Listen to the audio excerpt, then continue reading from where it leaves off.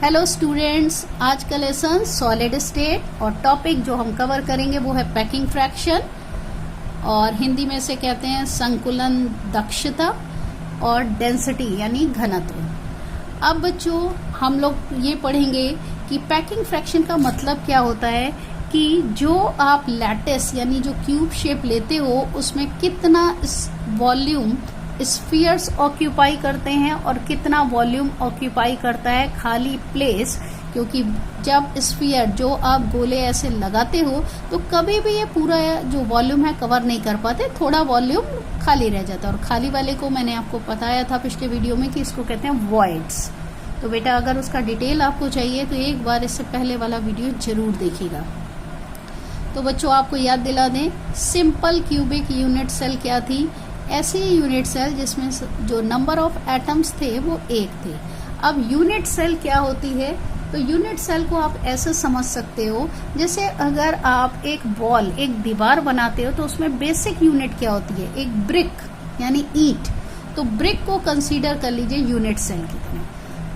तो जब unit cell repeat होती हैं तो अगर ईंटें आप जोड़ते हो, ब्रिक्स जोड़ते हो तो क्या बनता है? वॉल। उसी तरीके से जब आप यूनिट सेल्स को ऐड करते जाते हो तो फाइनली एक लैटिस बन जाता है। अब बच्चों हम सिंपल क्यूबिक यूनिट सेल की बात करते हैं, जिसमें मैंने आपको बताया भी था कि टोटल नंबर ऑफ एटम्स 1 होते हैं। कैसे होते हैं वो भी एक बार रिवाइज कर लेते हैं। ये मैंने एक क्यूब बनाया है बेटा, इसमें देखिएगा 8 कॉर्नर्स हैं, 1 2 3 4 5 6 7 8।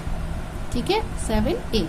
तो यहाँ पे अगर 8 पॉइंट्स हैं तो 8 के 8 पॉइंट्स पे क्या होता है? एक एक एटम होता है। क्योंकि वो स्फेरिकल शेप में होता है इसलिए वो पूरा अंदर नहीं रहता, उसका 1/8 पार्ट तो क्यूब के अंदर होता है, रिमेनिंग बाहर होता है। तो जब हम इसको कैलकुलेट करते हैं 1/8 पार्ट और हैं कितने एटम्स? 8, तो हमें पता चलता है कि टोटल नंबर ऑफ एटम्स जो सिंपल क्यूबिक यूनिट सेल में है वो 1। इसका डिटेल आप मेरे पिछले वीडियो में देख सकते हो। ठीक है बच्चों, अब मैंने यहाँ देखिए एक क्यूब बनाया है। ये मैंने 2 स्फीयर्स बनाए हैं जो आपस में टच कर रहे हैं। इसकी रेडियस ये हो गई r, इसकी रेडियस भी r, क्योंकि दोनों की जो साइज है वो सेम है। और ये क्यूब का साइड है, इसको हम a कह सकते हैं। और अगर आप इससे देखें तो ये डायामीटर है, तो d इक्वल टू हमने पढ़ रखा है 2r। तो डायामीटर इक्वल टू क्या हो गया? AB जो कि है a और इक्वल है किसके? 2r के। तो r इक्वल टू क्या हो गया? डायमीटर बाई 2 यानी a/2। बच्चों r और a में रिलेशन आते हैं सभी यूनिट सेल के। इस पे न्यूमेरिकल भी आ सकता है या सिर्फ फॉर्मूला भी पूछा जा सकता है। इसको बहुत अच्छे से तैयार करिएगा। अब बात करते हैं पैकिंग फ्रैक्शन कैसे निकालना है। तो पैकिंग फ्रैक्शन निकलेगा कैसे? पैकिंग फ्रैक्शन आपको ये बता रहा है कि ओवरऑल जो क्यूब का वॉल्यूम है उसमें कितना वॉल्यूम ऑक्यूपाई कर रहा है स्फीयर्स ने और कितना परसेंटेज वॉल्यूम का ऑक्यूपाई किया है वो वॉइड्स यानी खाली जगह ने। तो इसके लिए मैं पहले यूनिट सेल का वॉल्यूम निकाल ली हूँ। सभी को पता है वॉल्यूम ऑफ क्यूब क्या होता है? साइड का क्यूब, साइड क्या है? a, तो a का क्यूब। वॉल्यूम ऑफ स्फीयर क्या होता है? 4/3 πr क्यूब।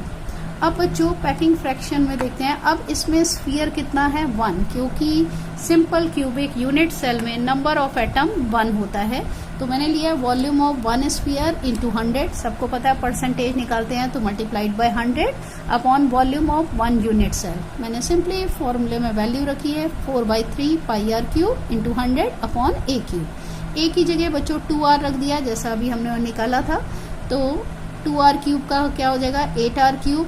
जब आप कैंसलेशन करते हो और कैलकुलेट करते हो तो बच्चों आंसर आ रहा है 52.3%। तो इट मीन्स वॉल्यूम जो स्फीयर ने ऑक्यूपाई किया सिंपल क्यूबिक यूनिट सेल में वो है 52.3। तो और टोटल परसेंटेज कितना होता है बच्चों? 100। तो इट मीन्स अगर आप 100 से इसको लेस कर दो तो आ रहा है 47.7%। तो इतना वॉल्यूम ऑक्यूपाई कर रहा है वॉइड्स, यानी इसमें जो वॉइड्स का जो वॉल्यूम है वो काफी कुछ सेम है किसके? Volume which is occupied by sphere.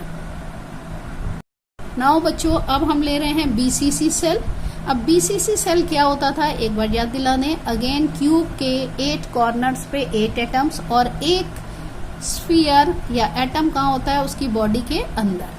तो अब बच्चों अगर इसमें ये देखो, ये मैंने क्यूब बनाया है और ये मैंने इसके कॉर्नर्स के स्फीयर दिखा दिए हैं। बाकी मैंने इसलिए नहीं दिखाया क्योंकि यहाँ पे मेरे को ज़रूरत नहीं थी। और ये वो वाला स्फीयर है जो बॉडी के अंदर है। तो अगर आप इसको देखें, ये जो मैंने CE ड्रॉ करी है, तो इसमें 3 सर्कल हैं। इस सर्कल की ये रेडियस आ रही है, इसका डायामीटर है, उसकी रेडियस आई। तो ओवरऑल अगर हम CE की डिस्टेंस की बात करें तो ये क्या है, R + 2R + R, यानी टोटल कितना है 4R। तो बच्चों अभी जो हम ले रहे हैं वो ट्रायंगल ABC की बात कर रहे हैं। सबको पता है ये 90 डिग्री एंगल है। तो ABC अगर हम यहाँ लाइन ड्रॉ कर लें तो आपको ट्रायंगल मिल जाएगा। मैंने क्यों नहीं ड्रॉ करी है, तब आपको डायग्राम बहुत क्लियर नहीं आएगा। तो बच्चों अगर हम उसमें पाइथागोरस थ्योरम लगाएं तो हमें सबको पता है hypotenuse square equal to height square upon base square, इन दोनों का सम। तो AC स्क्वायर इक्वल टू क्या हो जाएगा, AB square plus BC square. और AB और BC क्या है, क्यूब की साइड, और इनकी जो वैल्यू होगी वो क्या होगी, A। तो बच्चों मैंने यहीं पे करी है, देखिए AC square equal to AB square plus BC square. AB और BC की जगह रख दिया A, तो AC इक्वल टू हो गया √2A स्क्वायर। तो AC इक्वल टू हो गया √2A। अब बच्चों लेते हैं ट्रायंगल ACE, ये देखिएगा ACE ये वाला, ठीक है। अगर हम ACE की बात करें तो CE क्या है, हाइपोटेन्यूज है, तो AC हो जाएगा हाइट और AE हो जाएगा बेस। फिर से पाइथागोरस थ्योरम लगा रहे हैं, तो CE square equal to AC square plus AE square. AC की वैल्यू अभी हमने फाइंड की थी √2A, मैंने वही फीड कर दिया है। और AE ये क्या है, क्यूब का साइड है, तो यहाँ रख दिया A। जब आप इसको सॉल्व करते हो तो आ रहा है 3A स्क्वायर। तो CE क्या हुआ, √3A। अब CE में देखिए इसकी रेडियस है, इसका डायमीटर है स्फीयर का, और इसकी रेडियस है, यानी CE इक्वल टू है R + 2R + R, यानी टोटल 4R। अब तो CE इक्वल टू यहाँ पे कह रहे हैं √3A और यहाँ कह रहे हैं CE इक्वल टू 4R। मैंने दोनों को इक्वेशंस को मर्ज कर दिया, तो क्या आया, 4R इक्वल टू √3A, तो A इक्वल टू आया 4/√3R। अब बच्चों R की वैल्यू अगर चाहें तो हम कह सकते हैं √3A/4। मैंने जैसे आपको पहले बताया R और A के रिलेशन पूछे जाते हैं, ठीक है बच्चों। अब बात करते हैं पैकिंग फ्रैक्शन की। पैकिंग फ्रैक्शंस में ले रहे हैं तो क्या है, कितना वॉल्यूम ऑक्यूपाई कर रहा है स्फीयर, उसका परसेंटेज, और यहाँ पे ले रहे हैं volume which is occupied by what, voids, वो भी लेना है। तो अब इसमें पैकिंग फ्रैक्शन में लीजिए तो BCC में नंबर ऑफ एटम्स कितने थे, 2। Volume of sphere 4/3 πr³ into 100 upon volume of cube, और वो क्या हो जाएगा A³। अब मैंने क्या किया है बच्चों, A की वैल्यू रख दी है, जैसे यहाँ निकाला था 4/√3 वैल्यू रख दी। फिर ब्रैकेट ओपन किया, कैलकुलेट किया, कैंसिलेशन किया, तो आंसर आ रहा है मेरा 68.04%। तो इट मीन्स वॉल्यूम जो कि ऑक्यूपाई किया स्फीयर ने वो तो हुआ 68.04। तो वॉइड ने कैसे किया, कितना किया, बस 100 से माइनस कर देते हैं बच्चों, तो ये हो जाएगा 31.96%। बच्चों नेक्स्ट जो ले रहे हैं वो FCC यूनिट सेल ले रहे हैं, फेस सेंटर्ड।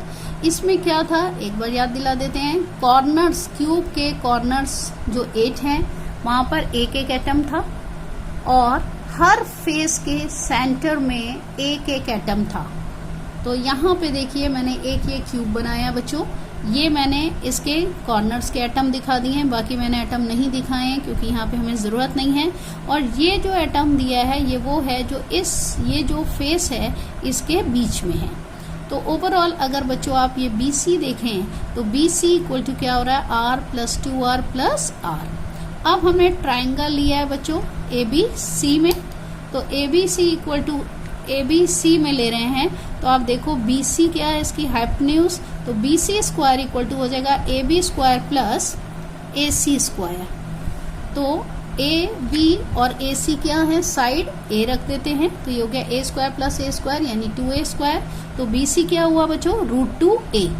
अब BC अभी मैंने क्या कहा था, R + 2R + R यानी 4R है, तो 4R इक्वल टू हो गया √2A, तो A इक्वल टू हो गया 4R अपॉन √2, इसको हम कह सकते हैं 2√2R। क्लियर बेटा? आप R इक्वल टू कह सकते हो A अपॉन 2√2। अब FCC में नंबर ऑफ एटम्स कितने होते हैं? 4। पहले हम लोग डिस्कस कर चुके हैं। तो अब पैकिंग फ्रैक्शन की बात करते हैं, तो इसमें number of atoms 4, volume of sphere into 100 upon volume of cube. अगर बच्चों आप देखें हर एक में फॉर्मूला मैंने यही लगाया, बस यहाँ पे डिफरेंस डाला है। सिंपल क्यूबिक में नंबर ऑफ एटम था 1 रख दिया, BCC में यहाँ रख दिया 2 क्योंकि नंबर ऑफ एटम 2 थे, और इसमें 4 रख दिया क्योंकि FCC में नंबर ऑफ एटम्स हैं 4, बाकी पैटर्न सेम है। तो 4 into 4/3 pi r cube into 100 upon A cube. अब A की वैल्यू रख दी मैंने यहाँ 2√2 r, इसका क्यूब कर लिया।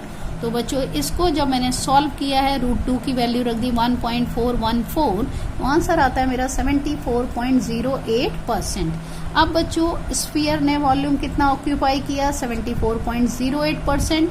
तो वॉइड्स ने यानी खाली स्पेस कितना रहा? तो 100 में से लेस कर दिया मैंने, तो यह है 25.92%। अब बच्चों अगर ऐसे ही क्यूब्स की हमें डेंसिटी निकालनी है, बहुत ही सिंपल है।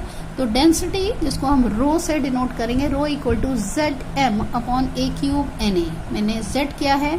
Number of atoms present in unit cell. जब आप SC की बात करोगे तो Z1 हो जाएगा, जब BCC की बात करोगे तो Z2 हो जाएगा, और जब FCC की बात करेंगे तो Z की वैल्यू 4 हो जाएगी। M क्या है? मॉलिक्यूलर वेट, अगर एटम है तो एटॉमिक वेट। A क्या है? क्यूब की साइट, और Na क्या है? अवोगाद्रो नंबर, जिसकी वैल्यू आपको लर्न रखनी होगी 6.023 इंटू 10⁻23। ओके बेटा, अब इतना आप कवर कर लीजिएगा, फिर मिलते हैं। Okay, thank you.